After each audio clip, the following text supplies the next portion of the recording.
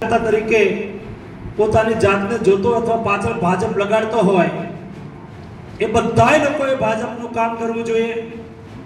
છતાંય કોઈ રિહાણા મેં આગેવાનોએ કહ્યું શું કરશું, ત્યારે આગેવાનોએ કહ્યું કે લડી લેશું. તમે બધા લોકોએ લડી લીધું દોસ્તો.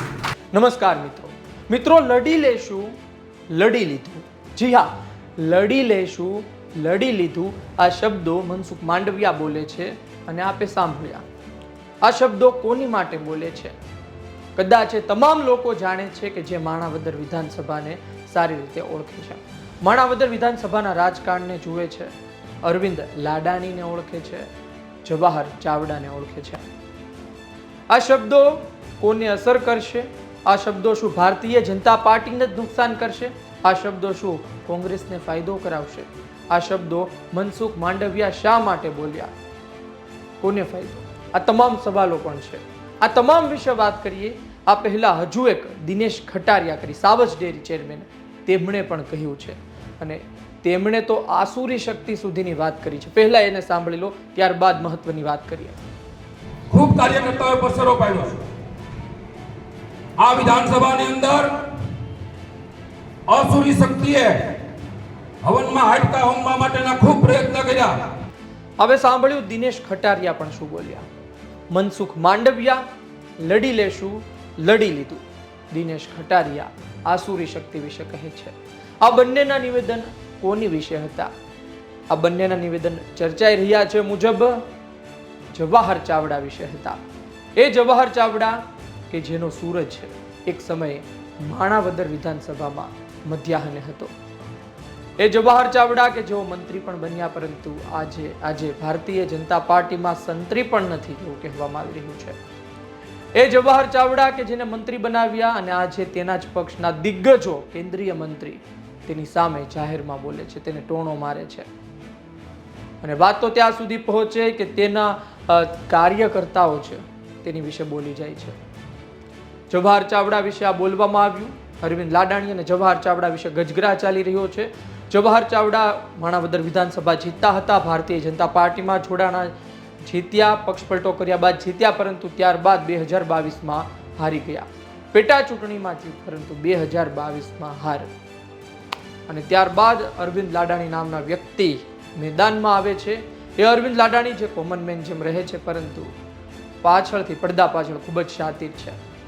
અરવિંદ લાડાણી મેદાને આવે છે અને ત્યારબાદ અરવિંદ લાડાણી પણ પક્ષ પલટો કરે છે. 2022માં જવાહર ચાવડા ભાજપથી હતા, અરવિંદ લાડાણી કોંગ્રેસ તરફથી હતા અને અરવિંદ લાડાણી જીતે છે. અરવિંદ લાડાણી પક્ષ પલટો કરે છે અને ભારતીય જનતા પાર્ટીમાં આવ્યા બાદ તે પેટા ચૂંટણી લડે છે.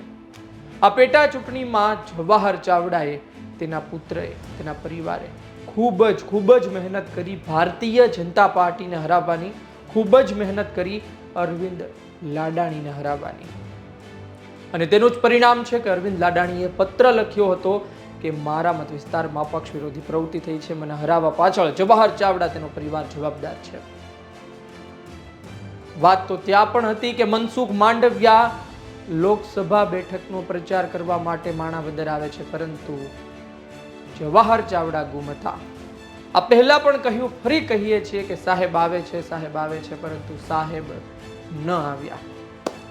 જવાહર ચાવડા ન આવ્યા. અને આજે પણ જ્યારે આ વિડીયો બનાવી રહ્યો છું ત્યારે સમાચાર આવ્યા કે મનસુખ માંડવિયાએ માણાવદરમાં સભા કરી કાર્યકર્તાઓની અને તેમાં જ જવાહર ચાવડા ગેરહાજર રહ્યા. આ પણ એક કારણ હોઈ શકે, કારણ કે કેન્દ્રીય મંત્રી તમારા વિસ્તારમાં પ્રવેશે અને તમારા વિસ્તારમાં કાર્યક્રમ હોય ને તમારા વિસ્તારમાં જ વર્ષો સુધી ધારાસભ્ય રહ્યા, મંત્રી રહ્યા, એ હાજર ના રહે તો ગુસ્સો આવે, નારાજગી હોય, સ્વાભાવિક છે. પરંતુ વાત એ છે મિત્રો મુખ્ય કે જવાહર ચાવડા શું કરશે? જવાહર ચાવડા શું ઘર વાપસી કરશે? કારણ કે જે પ્રકારે જવાહર ચાવડાને ભારતીય જનતા પાર્ટીમાં હવે સ્થાન મળી રહ્યું છે, જે પ્રમાણે જવાહર ચાવડા પર ભારતીય જનતા પાર્ટીના જ નેતાઓ પ્રહાર કરી રહ્યા છે, એ મુજબ તો લાગે છે કે જવાહર ચાવડા ઘર વાપસી માટે અંદર ખાને ફૂલ કહી શકાય કે તમામ મહત્વના પ્રયત્નો કરી રહ્યા છે. આ પ્રયત્ન શા માટે હજુ સુધી સફળ નથી થયા? શું કોંગ્રેસ પક્ષ પલટુ નેતાઓને ફરી પોતાના પક્ષમાં લેવા નથી ઈચ્છતી? કે પછી જવાહર ચાવડા પણ કઈ ફસાઈ ચૂક્યા છે? જવાહર ચાવડાની મજબૂરી છે કે ભારતીય જનતા પાર્ટીમાં સામે આવી પ્રચાર ન કરે અને બીજા પક્ષમાં પણ ના જોડાય. જવાહર ચાવડાને ખબર કે તે શું મજબૂરી હોઈ શકે, પરંતુ પુત્ર પ્રેમ કહેવામાં આવે છે કે પુત્ર પ્રેમ જવાહર ચાવડા માટે અતિ મહત્વનો અને કદાચ તે તેને ડૂબાડી પણ શકે છે. જવાહર ચાવડા ભારતીય જનતા પાર્ટીમાં, પરંતુ તેના પુત્રને શું મળ્યું? જવાહર ચાવડા કોંગ્રેસમાં જશે તો તેના પુત્રને શું મળશે? આ બંને સવાલ જવાહર ચાવડા માટે અતિ મહત્વના છે. કદાચ આ બે સવાલના કારણે જ જવાહર ચાવડા અત્યારે પડદા પાછળ છે અને શું કરી રહ્યા હોય એ કદાચ એમને જ ખબર છે. મનસુખ માંડવિયા બોલે તો તે અતિ મહત્વનું બને છે અને તેમાં પણ તે બોલે કે લડી લેશું અને તમે લડી લીધું. હવે જવાહર ચાવડાએ વિચારવાનું છે જવાહર ચાવડાએ શું કરવું. શક્તિસિંહ જવાહર ચાવડાના માટે દરવાજા કોંગ્રેસના ખુલે છે કે નહીં એ પણ અતિ મહત્વનું છે. માણાવદર વિધાનસભામાં અરવિંદ લાડાણી, જો કોંગ્રેસમાં ફરી ઘર વપસી થાય છે જવાહર ચાવડાની, તો અરવિંદ લાડાણી ફરી ત્યાં એકલા થશે, એટલે કે તેની સામે જે સ્પર્ધામાં જવાહર ચાવડા હતા પોતાના જ પક્ષના, એ દૂર થશે અને ત્યારબાદ આવનાર સમયમાં ખબર પડી શકે. હાલ તો કોઈ ચૂંટણી છે નહીં, સ્થાનિક સ્વરાજ્યની ચૂંટણી છે, જવાહર ચાવડા કદાચ પક્ષ પલટો ના કરે, પરંતુ આવનાર સમયમાં વિધાનસભાની ચૂંટણીમાં જવાહર ચાવડા ફરી રંગ બતાવી શકે છે. બની શકે થોડા સમય પછી પણ જોડાઈ જાય, પરંતુ ગ્રીન સિગ્નલની રાહ જોઈ રહ્યા હોય તેવું લાગી રહ્યું છે. ચૂંટણી પહેલા કોઈ ભારતીય જનતા પાર્ટીના આટલા મોટા દિગ્ગજ નેતા નહોતા બોલતા, હવે તે પણ બોલવા લાગ્યા છે. એટલે સીધું ને સ્પષ્ટ વાત છે કે હવે જવાહર ચાવડાનું કદ વેતરાઈ ગયું છે ભારતીય જનતા પાર્ટીમાંથી. જવાહર ચાવડાનું કદાચ હવે ભારતીય જનતા પાર્ટીમાં રહેવાનો કોઈ અર્થ નથી. હવે જવાહર ચાવડા શું કરશે એ કદાચ એને ખબર. આવનાર સમયમાં ખબર પડશે જવાહર ચાવડા શું કરે છે, અરવિંદ લાડાણી શું કરે છે. મનસુખ માંડવિયાના આ નિવેદનથી શું ભારતીય જનતા પાર્ટીને જ નુકસાન જાય છે? શું મનસુખ માંડવિયાના આ નિવેદનથી કોંગ્રેસને મોટો ફાયદો થશે? આવનાર સમયમાં ખબર પડશે.